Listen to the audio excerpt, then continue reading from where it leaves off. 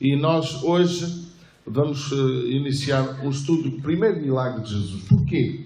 Estando nós numa fase de desejo de que Deus faça algo grandioso, quer em nós, quer naqueles que nos rodeiam, só há um caminho para poder fazer a diferença na sociedade em que estamos a viver. E se nós entendermos o milagre das bodas de Canaã, se entendermos porque é que Jesus realmente transformou água em vinho, se entendermos porque é que o ministério de Jesus começou com o casamento ali, talvez muita coisa possa mudar na nossa atitude e postura, pois muitas vezes não compreendemos os milagres. Achamos que foi só um milagre. Eu gosto muito de pregar este milagre nos casamentos.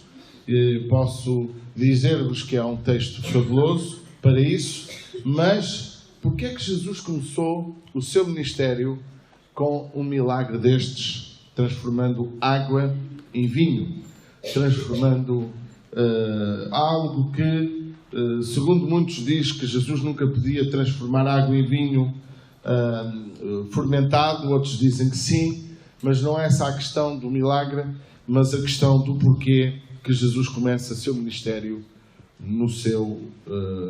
com um casamento. Vamos ler o texto antes de mais e depois meditar um pouco sobre ele, que diz assim, o Evangelho segundo escreveu São João, capítulo de número 2, verso 1 a verso 12, que diz: E ao terceiro dia fizeram-se umas bodas em Canaã da Galileia, e estava ali a mãe de Jesus, e foram também convidados Jesus e os seus discípulos para as bodas. E faltando o vinho, a mãe de Jesus lhe disse: Não têm vinho. Disse-lhe Jesus: Mulher, que tenho contigo, ainda não é chegada a minha hora. Sua mãe disse aos empregados: Fazei tudo quanto ele vos disser. E estava ali postas 6 talhas de pedra para as purificações dos judeus, e em cada uma cabiam 2 ou 3 metretas.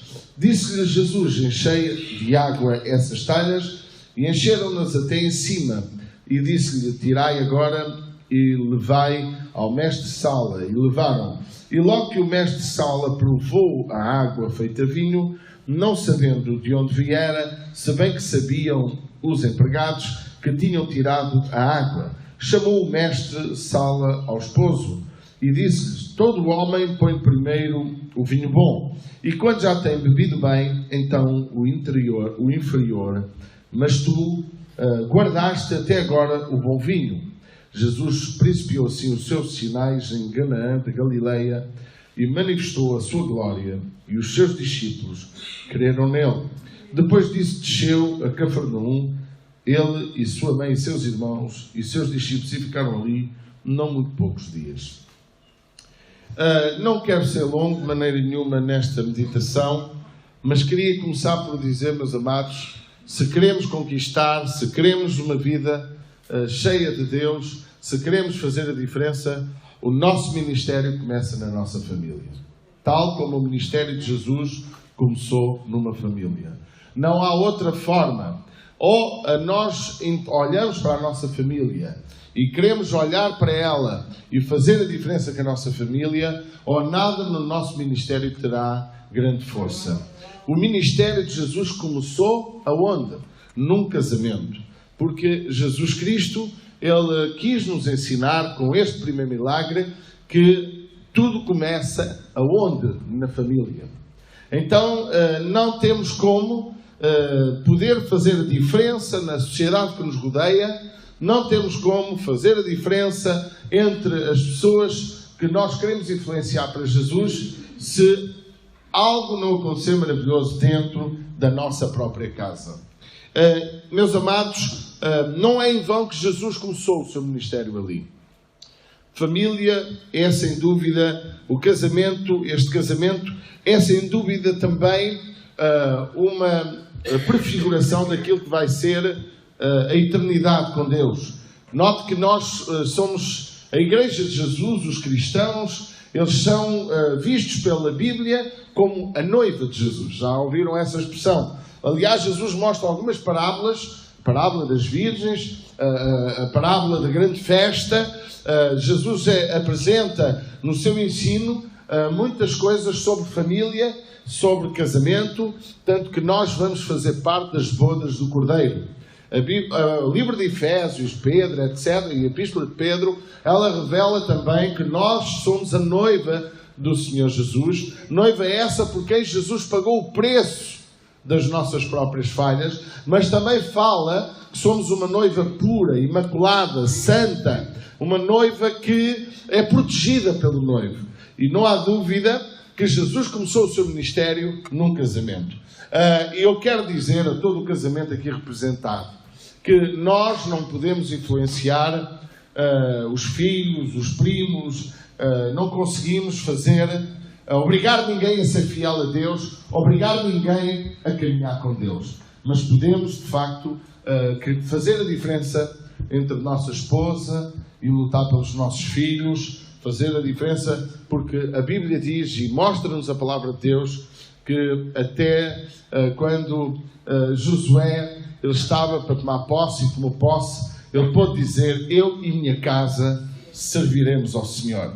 O nosso ministério começa como que Jesus começou, em casa, no casamento. Amém? Então vamos fixar isto, porque sem um casamento sólido, e hoje está na moda a união de facto, muitas vezes por interesses económicos, hoje está na moda uma série de tipos de família que não tem nada a ver com o padrão de Deus. Irmãos, não há como levar o verdadeiro cristianismo ao mundo se nós não fizermos a diferença e se não entendermos que o nosso ministério começa na família. Ok? Esta é a primeira área. Pensa o que é que estás a fazer com a tua família. Pensa que tipo de família queres tu construir. Família entre homem e homem não existe aos olhos de Deus. Família em união de facto aos olhos de Deus está errado. Família de ter mais do que uma mulher aos olhos de Deus também está errado. Ter várias famílias também está errado. Irmãos, temos que olhar como nós queremos levantar o ministério. Eu falo por mim, tu falarás por ti. A igreja precisa de perceber que o ministério começa no casamento. Pastor, eu sou solteiro, não posso ainda também começar? Pode? Pode, sim senhor. Pode, sim senhor. Você é solteiro, pense que um dia construirá a sua família, mas que seja uma família onde Jesus está. Este casamento estava Jesus. No nosso casamento deve estar Jesus. Meus irmãos, vamos ter que compreender que este milagre que nós vemos aqui foi o início de algo que tem lições que farão a diferença na nossa vida. Primeiro, não há ministério sem água, nem há ministério sem vinho. Sabia disso? Alguém percebeu? Não há ministério sem água. O que é que Jesus disse a Nicodemos? Necessário te é nascer de novo. Porque quem não nascer da água e do Espírito não pode ver ao Senhor. A água é o símbolo da palavra de Deus.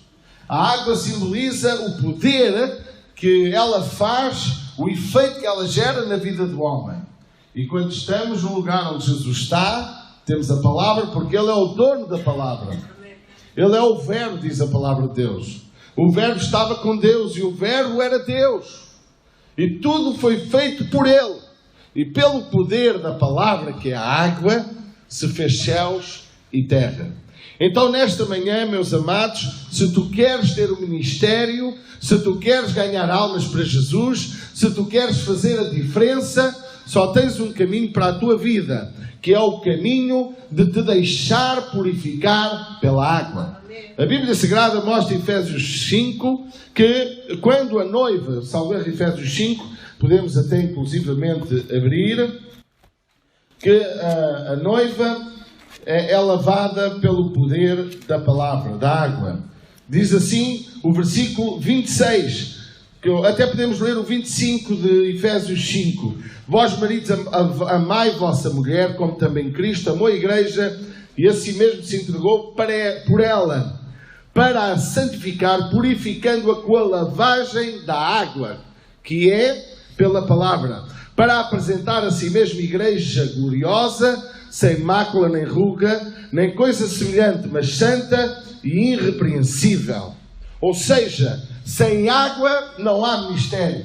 Ou tu és lavado pela palavra de Deus, ou tu és lavado por uma água suja, ou tu estás a ser lavado por uma água que não pode transformar a tua vida.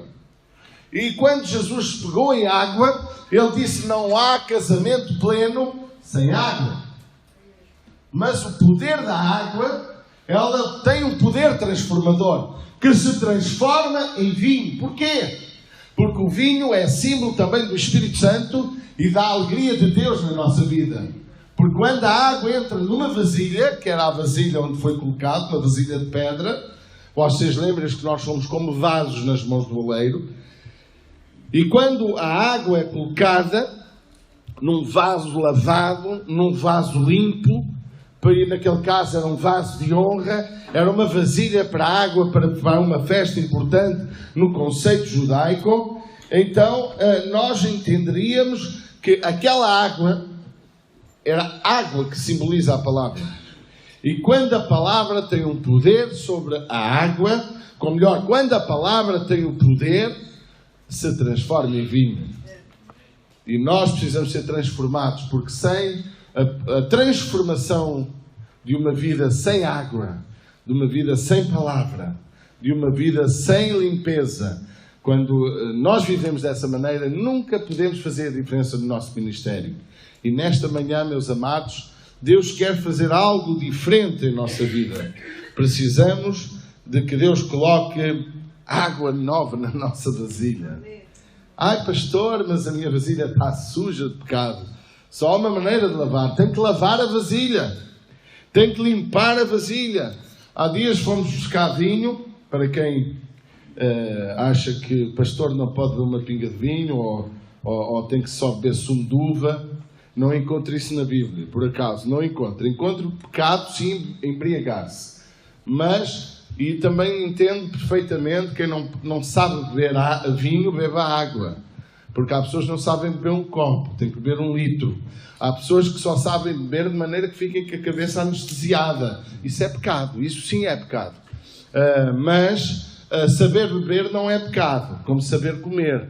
Portanto, é pecado comer demais, como é pecado beber demais. Certo? Então, nós temos que entender que eu fui buscar um vinho à cartucha e eu tive para comprar uns garrafões usados, porque não tinha, e olhei para os garrafões e vi num deles um cheiro e sujo lá dentro. E eu disse: não vou comprar garrafões usados.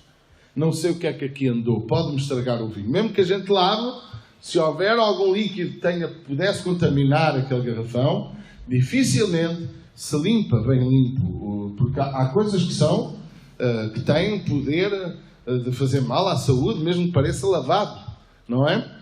E eu não comprei, tive um bocado, porque o vinho tem que ser colocado num sítio limpo, senão o vinho vai perder a sua origem, a sua qualidade. E aqui o texto mostra que Jesus viu, onde é que está? Disse: tirai agora, ele vai... Não, a sua mãe disse: mulher, versículo número 6, e estava ali postas 6 talhas de pedra para as purificações dos judeus, e em cada uma cabia 2, 3 metretas. Dizem: cheio de água essas talhas, e encheram até acima. Uma coisa que também temos que aprender com a água é que a água tem que nos encher. Temos de estar cheios da palavra de Deus. Amém? Cheios da palavra de Deus. Não é em vão, irmãos, que o vinho aparece na Bíblia de uma forma muito intensa. Encontramos o vinho na última ceia do Senhor Jesus. Tomai e bebei, que este vinho simboliza o meu sangue. Também não é em vão, amados, que nós encontramos o vinho onde, em Atos Apóstolos capítulo 2, foram acusados de estar embriagados de vinho. Eles não, a esta hora do dia, não estão embriagados, mas estão cheios do Espírito Santo. O vinho tem um efeito sobre a nossa vida de transformar a nossa personalidade. Pode dizer amém? Amém. É verdade, não é? Embebede-se e vai ver como é que vai acontecer. Fica um Palermo. fica um verdadeiro palema. E os cheios do Espírito Santo também têm a capacidade de nos tornar pessoas diferentes. E vou explicar como. Passa Deus a falar através de nós. É a unção de Deus que usa cada um de nós. O efeito do vinho humano, o vinho físico, é mudar a nossa personalidade. O efeito do vinho espiritual, o Espírito Santo, amém, tem uma capacidade de trazer revelação à igreja, trazer milagres, prodígios e maravilhas, nos colocar a falar línguas que ninguém entende, mas são mistérios de Deus. Tal como o embriagado, com vinho, com álcool, perde a sua forma normal, o homem nas mãos de Deus, cheio do Espírito Santo, torna-se uma pessoa diferente e a sua atitude também não é uma atitude tão humana, é uma atitude mais espiritual. Por isso que a Bíblia diz: não vos encheis de vinhos em que há contenda, mas enchei-vos do Espírito Santo. Só há uma maneira de iniciarmos o nosso ministério. Primeiro, começando o nosso casamento. Segundo, sermos cheios do poder da Palavra de Deus. Terceiro, deixar que a Palavra de Deus se transforme em vinho. Amém? E esse vinho é o dinamis de Deus. Esse vinho é o poder de Deus. Esse vinho é a ação do Espírito Santo que nos usa. Quando o Senhor Jesus diz: eis que o Espírito de Deus está sobre mim e me encheu para fazer milagres, para libertar os cativos da prisão, para operar maravilhas e prodígios, para curar os enfermos. É o Espírito Santo que é uma pequena ponte. Uma coisa é o efeito álcool na vida do homem, faz-o dizer muita parvoíce. Outra coisa é o efeito do Espírito Santo na vida do homem. Tornam uma pessoa nova e uma pessoa cheia de Deus. Quando alguém profetiza segundo a carne, é como um bêbado com vinho. Quando alguém profetiza segundo Deus, é alguém de quem Deus está a fazer coisas grandes. É um profeta, é um homem de Deus. Então só há uma maneira, irmãos, se queremos verdadeiramente ver a diferença neste conselho. Se queremos fazer daí uma igreja perfeitamente pura, uma igreja que faça a diferença, em vez de nos enchermos de conversa uns com os outros, em vez de andarmos a dar à língua uns com os outros, vamos encher-nos da Palavra de Deus e deixar que a Palavra de Deus nos transforme. Porque se não houver a ação da Palavra de Deus na nossa vida, não há transformação. Só somos transformados pelo poder da Palavra, disse Deus, Jesus a Nicodemos. Mas é necessário nascer da água e do Espírito, que simboliza o brilho, que simboliza a transformação, que simboliza o homem de Deus e o homem natural. O homem natural não tem Deus, o homem de Deus não é um homem natural. Por isso nós vemos as coisas numa base espiritual. Por isso nós acreditamos na palavra e ela toma conta da nossa vida. Porque sem ele nada podemos fazer. Nesta manhã temos, meus amados, que entender que só há uma maneira de ter um ministério. Olhando para a nossa casa, vendo o que é que está acontecendo na nossa casa, vendo o que é que estamos a fazer com os nossos filhos, que tipo de palavra há dentro da nossa família, que tipo de conversa há nos nossos casamentos, que tipo de promoção nós fazemos aos nossos irmãos, aos nossos namorados, ao nosso namorado, que tipo de conversa e de atitude nós temos, o que é que mexe dentro de nós. Porque a água tem de ser colocada num vaso lavado, num vaso para honra. Amém? Porque a água não será, e o vinho nunca é bom se o vaso não for bom. Pode dizer amém?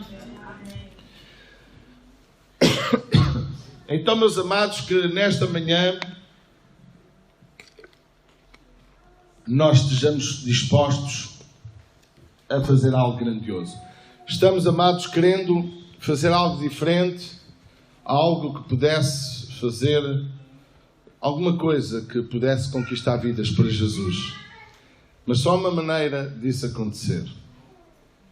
Para de olhar para os outros e olha para ti. Convida Jesus lá ao teu casamento. Ai, pastor, já sou casado, então convida outra vez. E coloca Deus lá. E depois vê que água é que tu andas a beber. Se é do luso, se é do fastio, se é do caramulo, ou da pé na cova, que há aí uma água chamada pé na cova. Vê que água tu andas a beber. E depois, nunca te esqueças, para haver o grande milagre do nosso ministério progredir, há que a água transformar-se em vinho. Alguém está a perceber o que eu estou a dizer? Por quem não nascer da água e do Espírito, zero. Ficou sem nada. Quarto ponto nesta manhã, talvez o último, hoje. Temos que ser desafiados para iniciar o impossível. Se queremos verdadeiramente desenvolver algo com Deus, note o que aconteceu no casamento deste casamento. A mãe de Jesus apontou o milagre que podia acontecer através de quem? Através do próprio Jesus. A mãe desafiou os homens a ir a Jesus porque ele podia fazer o milagre. E só há uma maneira de nós vencermos o marasmo, a apatia, o deixar andar, o logo se vê, até quando isto vai durar. Só há uma maneira de vencermos isso. É desafiando os nossos amigos a ir a Jesus. É desafiando as pessoas que nos rodeiam a ir a Jesus. Porque muitas vezes nós queremos desafiar as pessoas a vir ouvir o pastor Paulo Ferreira, ou a pastora Bela, ou o BNI, ou o outro qualquer. Queremos desafiar as pessoas a uma comunidade, mas não tem a ver com comunidade, irmãos. Não tem a ver com o pastor Paulo, nem o pastor Júnior, nem os outros pastores todos. Tem a ver que tipo de convite tu fazes às pessoas. As pessoas têm de ser desafiadas a ir a Jesus. Porque é Ele o autor e o consumador da nossa fé. É Ele que pagou o preço dos nossos pecados. Foi Ele que pagou o preço das nossas transgressões. É Ele que tem o poder de curar e libertar as pessoas. Mesmo que o pastor Paulo não tenha fé para isso, quando tu desafias as pessoas a ir a Jesus, elas são transformadas. Elas recebem o milagre.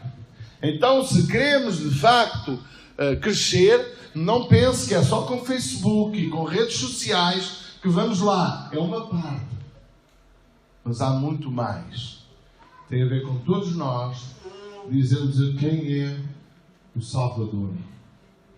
E é Jesus. Não temos outro caminho. Temos que ser desafiados para iniciar o impossível. Diz às pessoas que Jesus faz o impossível. Maria indicou o caminho. Maria disse, fazei tudo o que ele... Olha o que é que Jesus disse. Olha o que é que Maria disse. Sua mãe disse aos empregados no versículo 5, fazei tudo quanto ele vos disser. O segredo está em fazer tudo o que realmente Jesus manda. Pusemos a pregação, um bocadinho, uma frase que eu disse da pregação de sexta, e alguém perguntou, não é? Como se alcança para viver na plenitude de Deus? Eu expliquei. E tem a ver com isto. Tem a ver com fazer tudo o que Deus nos manda.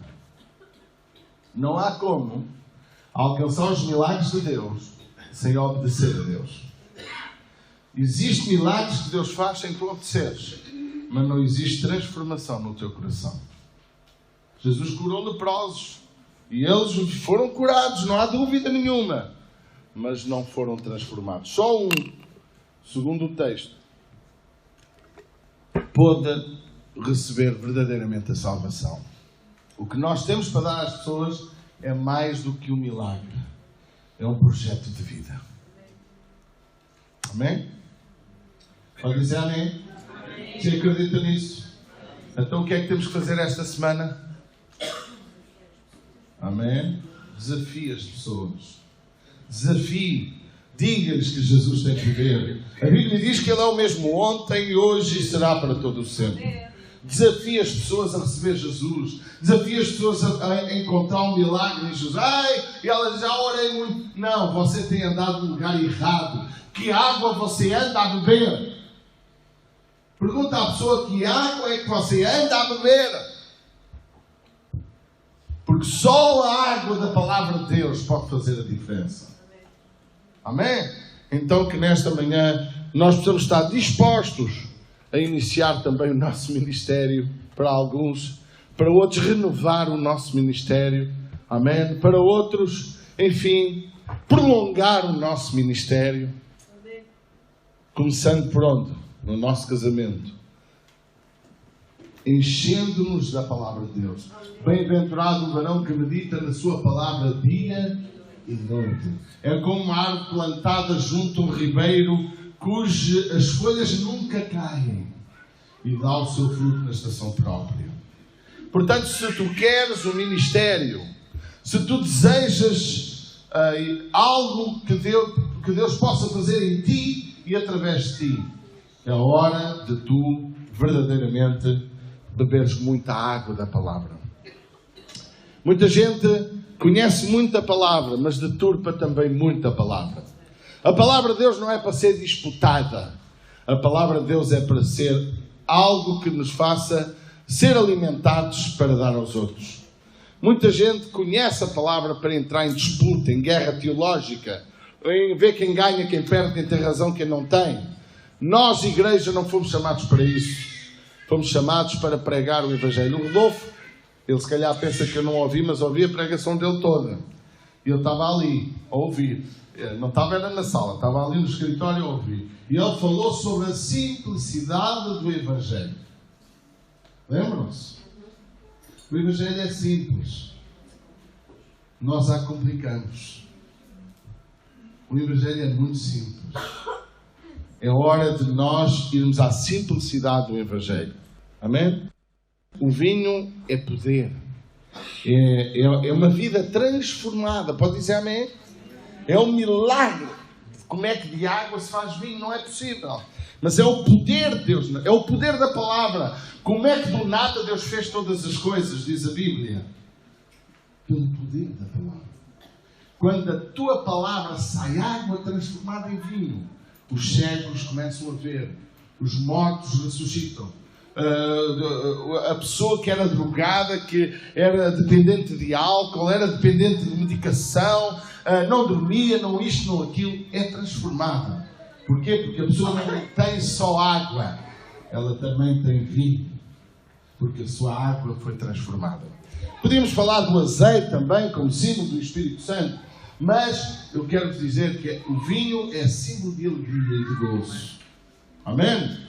E a vida de um cristão que tem água é uma vida de gozo e de alegria. Porque o símbolo do vinho aqui é alegria, ou não é? E a vida de um cristão é uma vida alegre. Como é que é possível, irmãos, um cristão ser triste?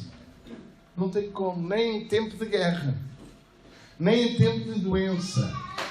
Um cristão, quando está às portas da morte, eu espero demorar muito tempo, mas se tiver que ser hoje não há problema, ele está só, oh glória, estou a ir para o céu. O cristão, quando a água que é a palavra de Deus entrou na sua vida e pôde transformá-lo para uma nova vida com Cristo, é uma pessoa feliz. Não entendo que cristão é zangado, toda a vida zangado. Eu sou um homem que até me zango, mas é só um bocadinho. Passado 5 minutos está tudo bem outra vez. É por 5 minutos. Cristão, irmãos, transformado, não fica magoado, 50 anos, que aquela pessoa, porque não lhe sorriu. Olha, hoje e ontem não me apetece rir de nada. Tenho estado bem gripado, estou bem aflito, estou aqui a lutar para conseguir falar. Mas, irmãos, tu não dependes de mim. Tu dependes de Deus. Eu sou o homem que Deus levantou para ser o teu pastor. Mas se tu quiseres, se não quiseres, procura outro que seja melhor. Eu estava há bocado a pensar em algo precioso, irmãos. Muita gente pensa que poder a ação de Deus, o poder de uma pregação, o poder de uma oração, está na força e na intuição da sua voz. Está no vocabulário, está na forma como a pessoa fala. A pessoa é muito boa oradora e a sua oração, a sua pregação tem mais poder. A Bíblia diz que Jesus pregava com poder e autoridade. Sabe onde é que está o seu poder? Não está no meu discurso aqui. Está na minha vida, na minha vivência.